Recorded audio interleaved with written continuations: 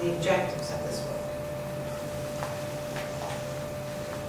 You know, I don't think it's important that a child learns to pour plastic beads out of a pitcher, do you? That's not the goal. The direct aim of this work isn't even to learn to pour. That's the indirect aim. That's like the icing on the cake. They learn to pour so they can use their pouring skill in other places. But the real reason that we want the child to do this work is so they can develop concentration, so they can develop order, so they can work on sequencing, so they can practice their eye-hand coordination. Order, concentration, coordination, and independence. Those are the direct aims. Okay? And that's the thing to remember about the direct aim is always, if you just remember, it's not the skill that you're working. Like this is obviously a pouring work, but that's not the goal, the pouring work. That's the indirect goal, the indirect aim. Make sense? So that being said, though, let's get practical now. Remember, we're always inventing purposeful activity in learning environments. So if they are learning to pour, then we want them to be able to use that skill because they're learning it.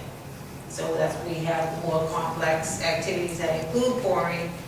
If you had a day school where they were there 5 days a week, they would be able to pour their own juice or water or whatever. You would set it up with small pitchers so they could pour their own and practice that skill. Or in the science area. In Sunday school, we don't really do snack. It depends. If you had them for long enough and they were coming after church, then you would probably do snack, you know. But that's, we take one thing at a time. Okay? So it's isolation of skills,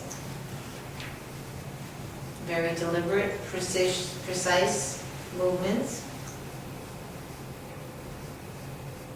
and very orderly and very beautiful. Everything's always beautiful. We don't use little ugly, discolored things. If something has a chip, throw it away. We don't want them to get cut. All right? Simple? Simple. That's called the practical life. And the biggest thing with all of this, especially when you're going to the new environment with the people who are like, what is this new thing? And they'll say, well, pouring. I don't send my kids to Sunday school to learn how to pour. This is ridiculous. You know, they get mad and stuff up. Just tell them they're learning how to sit quietly. This is concentration and independence. And you're not lying, it's the truth. It helps them with their prayer life. And, you know, we just throw them in church and say, okay, sit. But so this is contributing to that. And that makes them happy. Okay? All right, so let's go back now and look at the lesson plan on the screen and figure out lesson plan, and then you have the foundation for us. Okay? Oh, and the other thing I forgot to tell you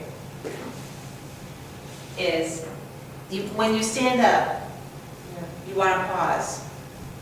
Again, isolation movement, and then bend and pick up. You know, so that you don't get this. Okay, all at one swoop. Same thing with Carrie's. They come to, how can I get them to stop before they pour? They were coming, they were fetching their water, and they were coming and they were just pouring right away. Well, that's simple. When you fetch your water, you place your pitcher down, stop, sit. Every pause in between every change of movement.